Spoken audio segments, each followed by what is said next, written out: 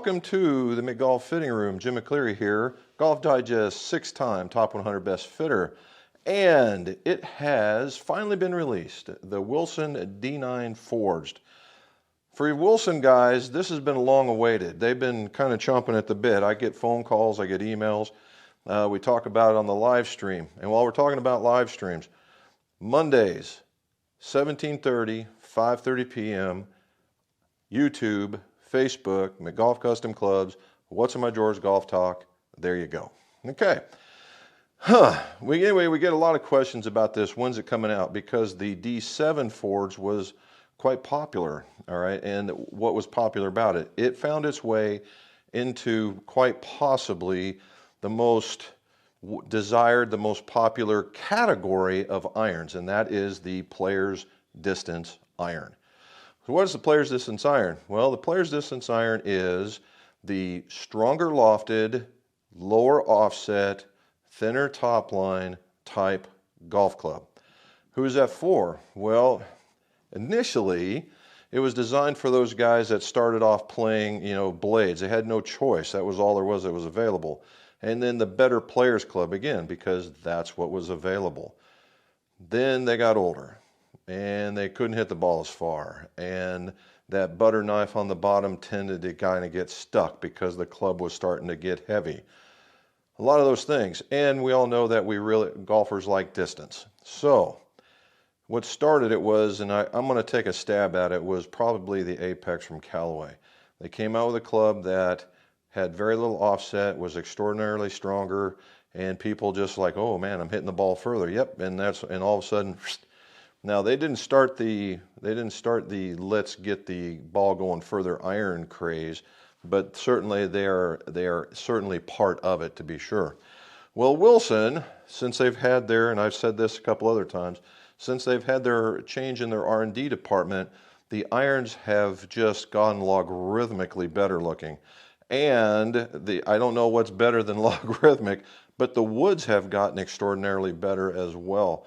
From performance to cosmetics, right? It's just they're just coming along so well. It's really neat to see this, to be part of them growing.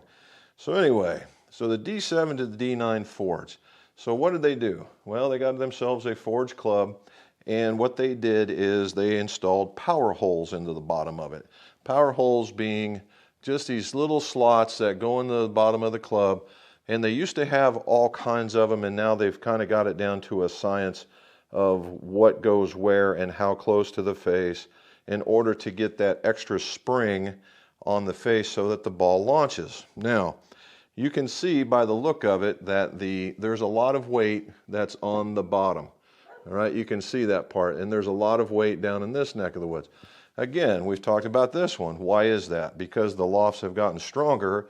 And when they get stronger, you got to put more weight down below the center of gravity in order to get those launch angles. So a 7-iron will be the length of a 7-iron, but play further. All right, that's the idea here. Now, so cosmetically, what does it look like? I think it's a good-looking club, right? It is a good-looking club. Everybody that sees a picture of this guy really thinks that this is something to be holding to, and it is. As what we found out when I've got a set on the bench, somebody's already pre-ordered one. And we found out that the power holes stop right around the 7-iron. So the clubs start at a 3. If you really want a 3, it's a 19-degree club. Goes down to the 7 with the power holes. Now, 8 down to the gap wedge. Yes, there's a gap wedge, and I think it's very cool. They don't have that. So what we're seeing is the taller end clubs are getting a little more spring, so a little more distance.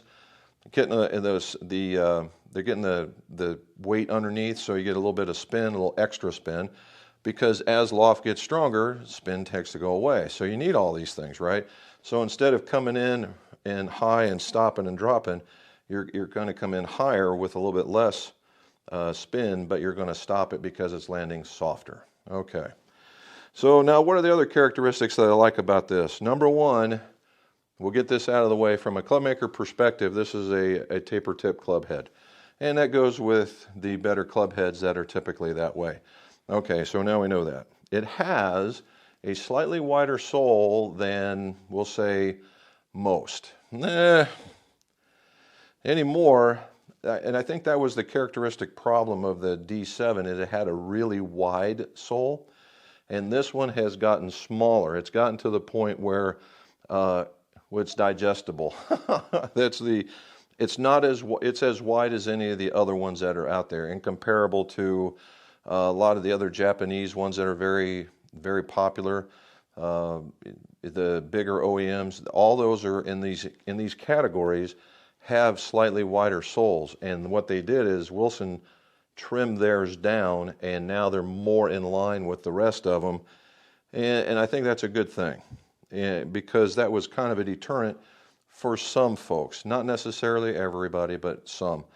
Why the wide sole? Well, as I like to tell people during our fittings, is that when you have a wider sole and you go to hit down, and you're typically a guy with maybe a steeper angle of attack, or you're in the rough, or you're in those thick areas, that the wider sole tends to want to push you out. It acts like a wing of sorts, and it pushes you out instead of and getting stuck.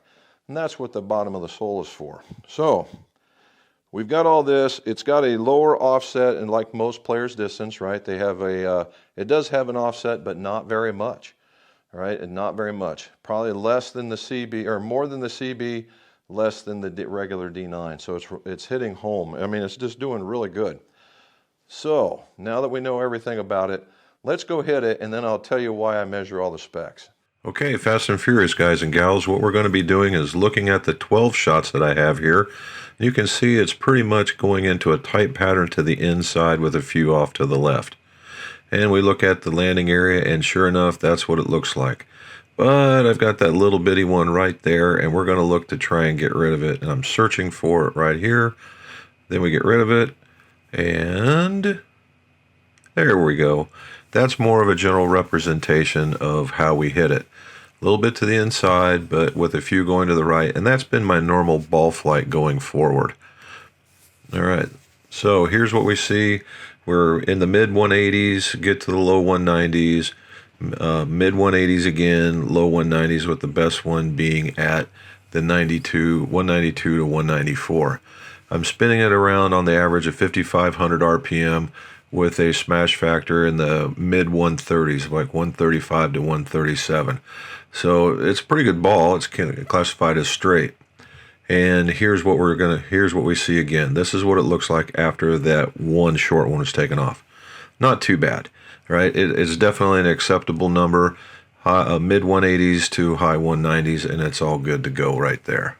All right, so this is what we're seeing is 5 shots from after I'd made my adjustment.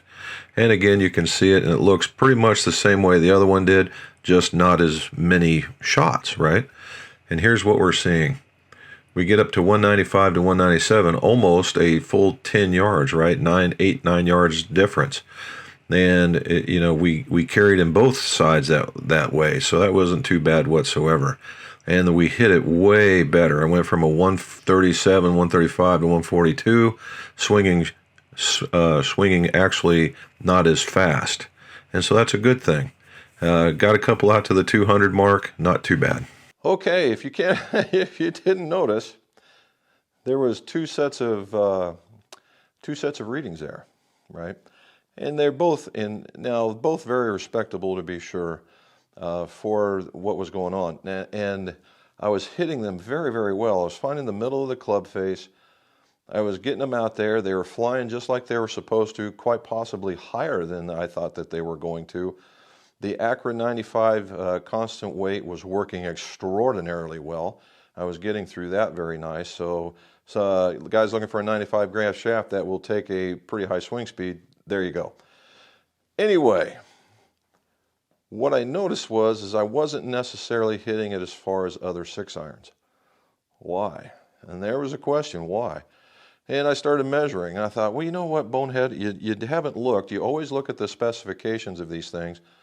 Let's take a look, because I was in the middle of speccing out a set of irons anyway, so I put these guys on the machine, and I found them to be 3 degrees weaker.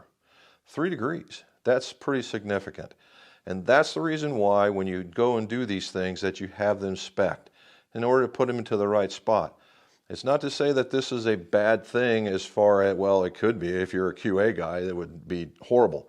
However, there are tolerances in manufacturing, and sometimes you can get to the very end of your tolerance and still pass. But that's not what we, the golfer, are looking for. We want what the spec says. And it's easy enough to fix, right? Guy with the bending machine, put it right to spec, boom, you're there. And not a big deal, really.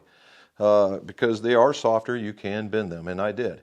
So I bent it back to the right loft, and the lie angle was dead solid. And I went back out and hit it, and it was worth easily 6 yards. All right, 6 yards. And then you're talking 188 into the mid to high 190s. That's a pretty big deal, right? That's 7 yards actually, and more. And I did pop out a few out to the last 200. So again, it's important for those specs. So who would I recommend these for? Just about anybody. Okay, just about anybody. Now, if you're a person that was a very good ball striker, looking to get a little bit more distance, this is for you, right? If you're an average ball striker looking for a little control, if you were to get a lesson, this would certainly be in your, or go get a fitting, this would certainly be in your wheelhouse. A brand spanking new golfer, maybe, maybe not. Now, it all depends, right? If you're athletically talented or gifted, you might square these things up and it might be just fine for you. Again, that's why you test these things. So it's a bigger club face, it's got stronger loss, it's a lower offset. I mean, it fits a lot of folks, and I totally suspect that this is going to get ordered quite a bit this year now that they're available in right-handed and left-handed, 3 through the gap. All right.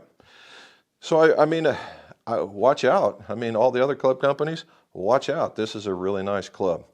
So again, if you have any questions about it, put in the show notes below. And don't forget to like and subscribe. And as always, let's see your scores go low.